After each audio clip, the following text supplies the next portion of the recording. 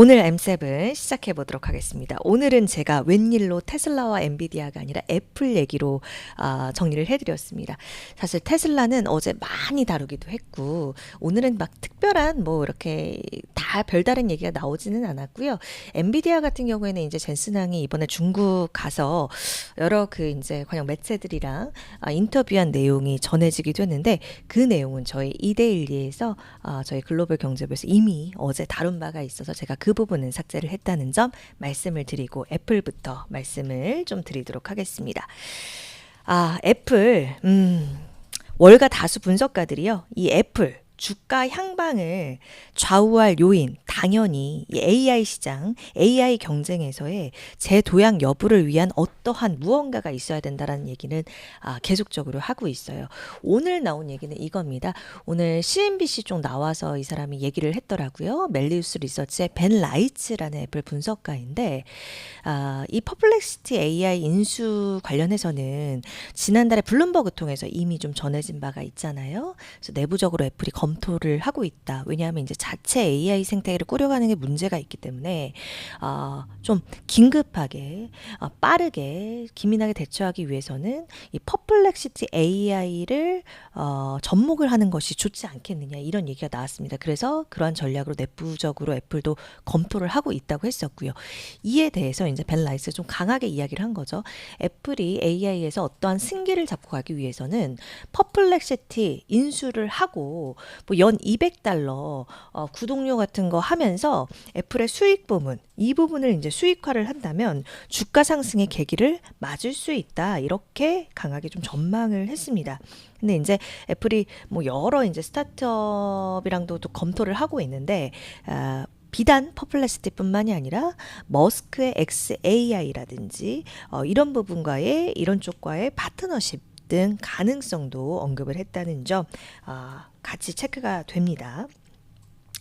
자, 모건 스탠리 쪽에서는 일단 애플 이제 실적 발표 어떻게 나올 것이냐 이번 분기 실적 나름대로 견조할 것이다 예상은 하고 있어요. 그런데 물론 이 소송 관련해서 향후 수년 동안 총체적으로 아주 결과적인 내용이 나오기까지는 수년이 걸릴 수도 있지만 이 미국 법무부가 구글에 대해서 요 검색 시장 독점과 관련해서 제기한 소송이 애플의 변수로 작용할 수 있다라는 가능성을 언급을 했습니다. 이게 무엇이냐면요. 저희 이미 오늘 M7 통해서 같이 공부하신 분들은 알고 계실 거예요. 이 미국 법무부가요.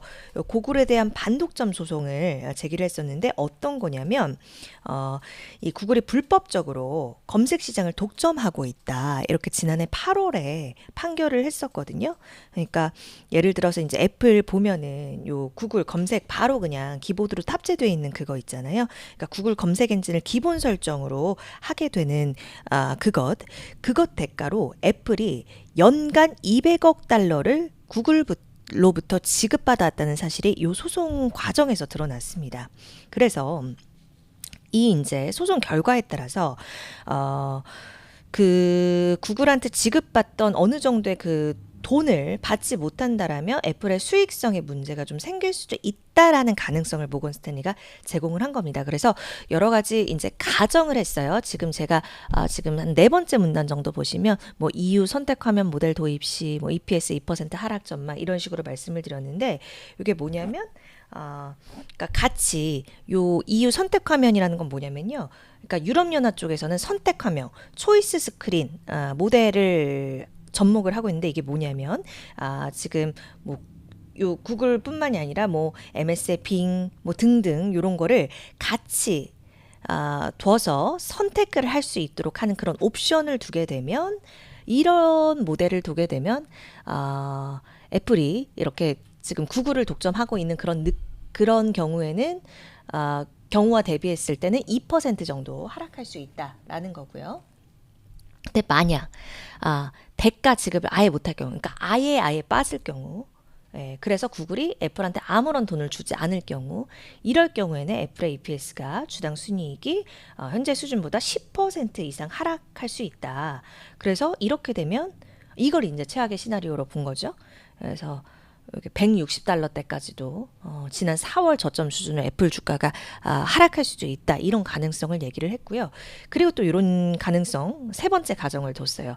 가능성이 낮기는 한데 애플이 뭐 자체 검색 엔진을 출시할 때 이 경우도 나쁘다. 애플의 2027년 EPS가 20% 이상 하락할 수 있다. 이걸 이제 극단적 시나리오로 보면서 이렇게 세 가지 가정을 두면서 애플의 이제 수익성에 이 소송 결과가 영향을 미칠 수 있다는 점을 얘기를 한 것입니다. 예.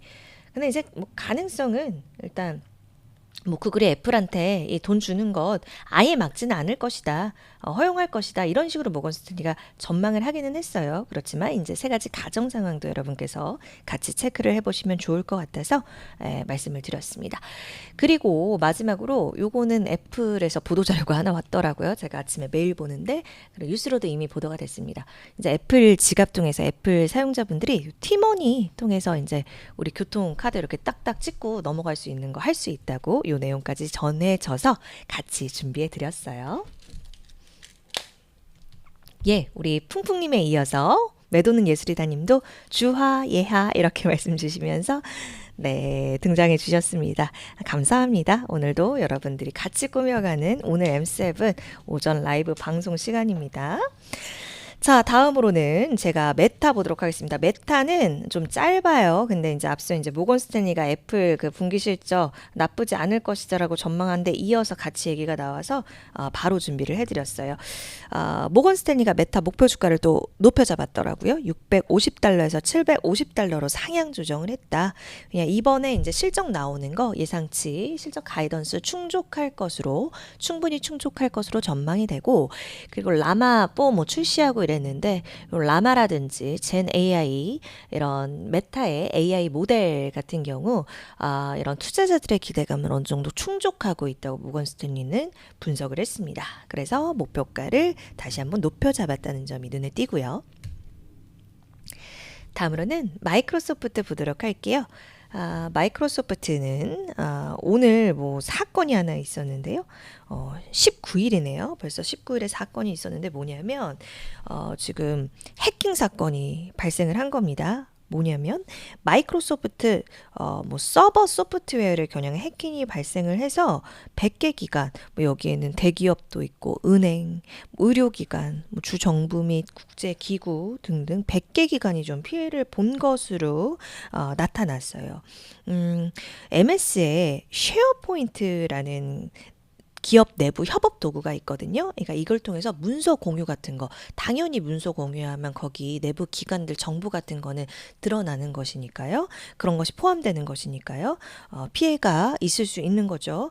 그래서 이런 MS의 쉐어포인트, 요 자체 호스팅 버전에 대해서 해킹 피해가 있다. 이렇게 19일에 MS가 공지를 했습니다. 그래서 이제 보안 경고를 발령을 하고 수습을 하기는 했는데 이렇게 이 자체 호스팅 버전 뭐냐면요. MS 클라우드 기반으로 하는 게 아니라 이제 기업이나 기관이 자체 서버에서 설치해서 운영을 하게 되는 그런 시스템인데, 어쨌든 해킹 피해가 지금 이제 수습을 하고 있는 단계이기는 하지만 발생을 했다라는 점, 요 소식이 좀 오늘 전해졌고요. 그리고 이에도 불구하고 일단 마이크로소프트 자체 지금 성장 부분에 있어서는 좋은 성과를 쓰고 있다라고 또 분석을 하고 있는 뱅크 오브 아메리카입니다. 그래서 뱅크 오브 아메리카에서 마이크로소프트 목표 주가를 $515에서 $585로 또 상향 조치를 오늘 했습니다. 그 요인은 바로 이 클라우드 부분인 애저 그리고 AI 코파일럿 부분이 잘 하고 있다, 잘 되고 있다. 이것을 목표가 상향의 이유로 이제 뱅크 오브 아메리카에서는 얘기를 했는데요.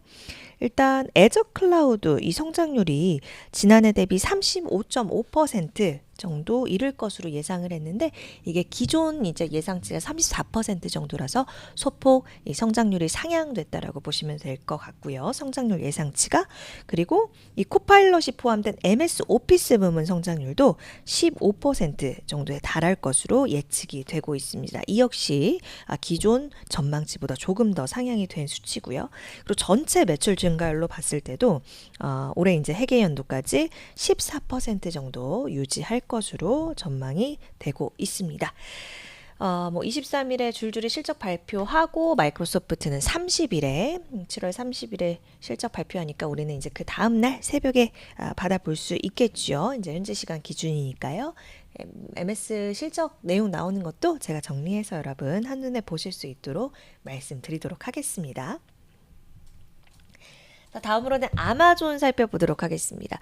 트럼프 관세 얘기 이제 촉발이 됐을 때 아마존에서 뭐 가격 올리느니 마느니 막 이런 얘기를 했었는데요. 그거 관련한 소식이 나와서요.